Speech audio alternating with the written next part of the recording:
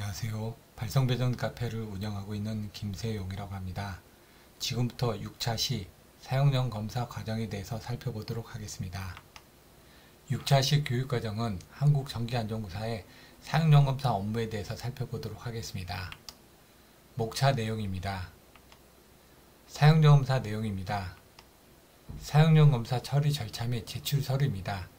검사 신청서, 감면 배치 확인서, 이와 같은 서류 등이 필요합니다.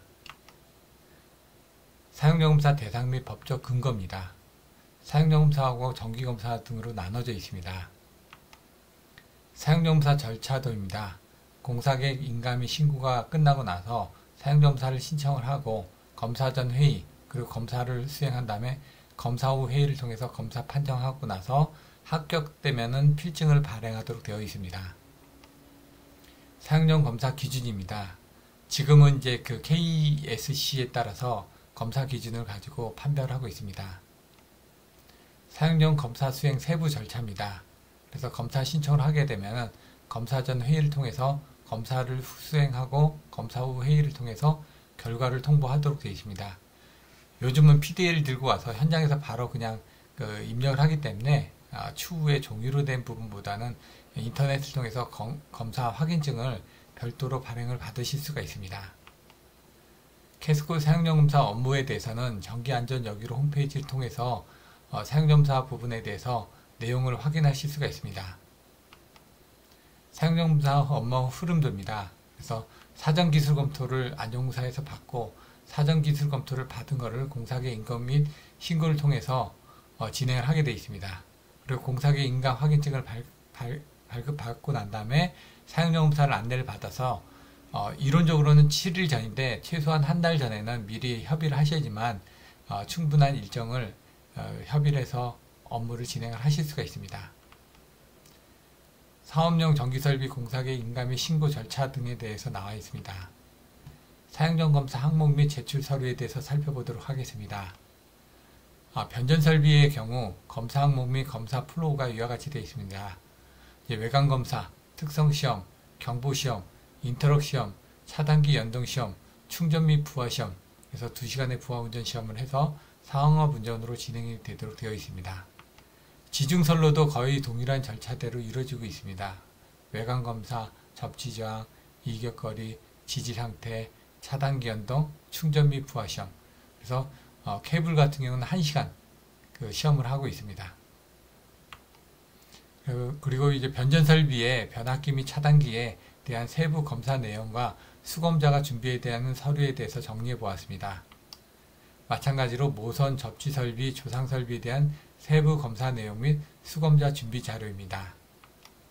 지중성전선로의 경우 토목구조물, 전선로, 차단기 등에서 검사하는 항목과 세부 검사 내용과 수검자 준비 자료입니다. 사용전 검사를 위해서는 일부 시험 가압이 필요합니다. 그래서 이제 하루 총 24시간 이상의 케이블 가압을 해야 되는데 지금 이 케이블에 대한 것들을 상용주파 내전압으로 시험이 가능하면은 되는데 그렇지 않은 경우 하루 동안 최소 24시간 이내에 무브와 가압을 통해서 케이블의 이상 여부를 판별할 수가 있습니다.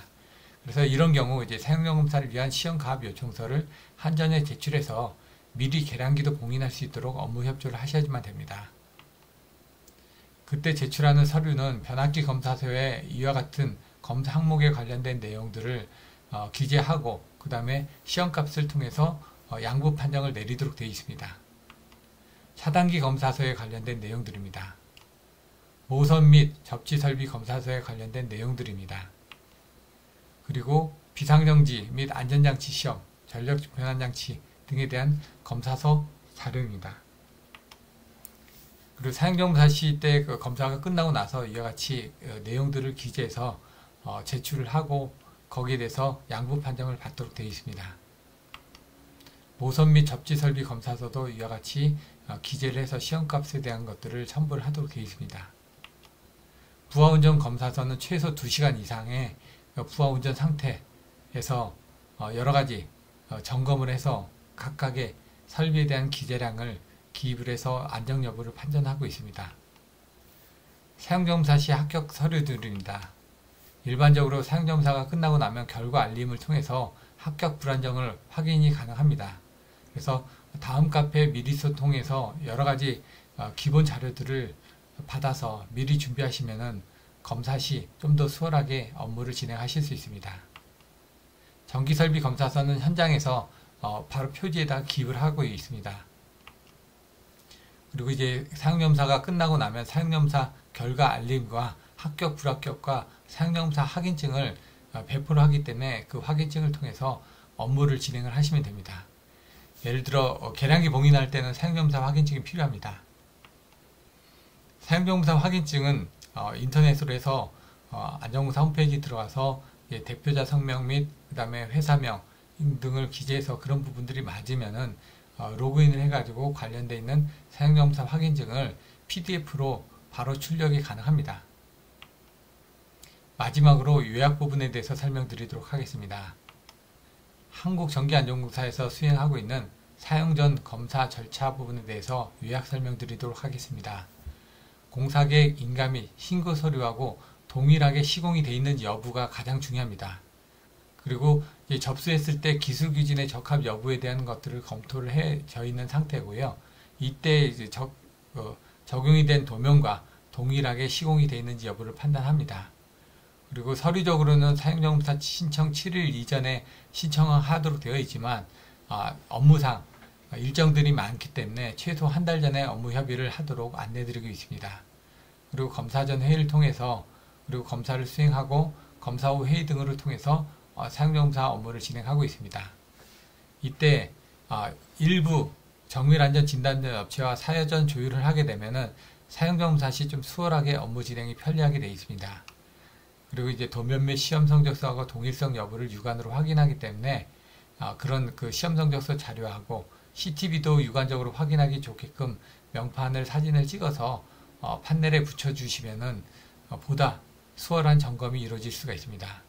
그리고 DC 케이블을 통해서 그 DC 내압을 할 경우 1시간 정도가 아닌 10분 정도 내압을 해야 되고 AC는 1시간 이상의 내압이 필요합니다. 근데 상용주파 내전압으로 시험을 하기 힘들기 때문에 대부분 무브와 가압을 해서 12시간 가압을 해서 케이블 내압을 하시는 경우들도 있습니다. 그래서 22,900 같은 경우는 그냥 그 케이블 내압 시험을 DC 10분으로 해가지고 시험을 하고 있고, 그 다음에 154 이상의 경우는 아무래도 무브와 가압 형태로 많이 이루어지고 있습니다. 그리고 보호계정기 동작 시험 등을 통해서 검사 수행 및 기준을 검토하고 있습니다. 앞에서 설명드렸던 각종 도서를 검토하고 전기설비 동작 시험을 수행을 한 다음에 캐스크 기술 기준에 적합 여부를 판단해서 합격 불안정을 판정해서 그 합격 확인증을 발급하고 있습니다. 그리고 또한 공정에 따라서 부분적으로 업무를 진행해서 부분 합격사항을 받아서 보완사항을 안내받아서 추가 검사가 이루어지는 경우들도 있습니다. 이상으로 해가지고 6차 사용전검사 부분에 대해서 살펴보았으며 이제 7차에서 8차 부분에 대한 후속 동영상을 안내해 드릴 예정이오니 많은 관심 부탁드리겠습니다. 감사합니다.